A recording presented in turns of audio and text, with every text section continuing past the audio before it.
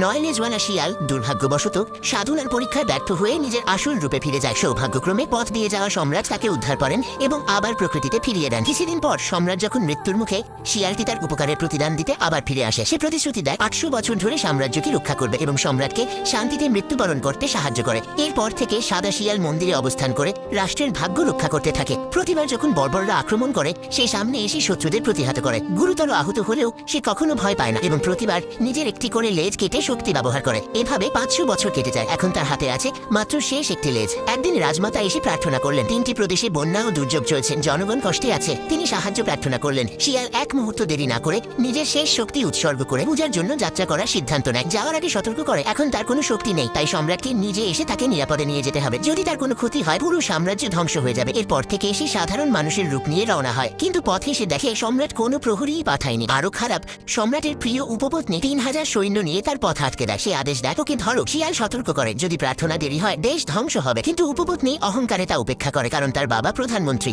সে শিয়ালকে চড় মারে, সঙ্গে সঙ্গে আকাশ কালো হয়ে যায়, বজ্রপাত শুরু হয়। তবুও সে থামে না, শিয়ালের মুখে আঘাত করে, এমনকি তাকে গরম লোহা দিয়ে দাদানোর চেষ্টা করে। ঠিক তখনই পুরো রাজধানী কেঁপে ওঠে, ভয়ঙ্কর বন্যা নেমে আসে।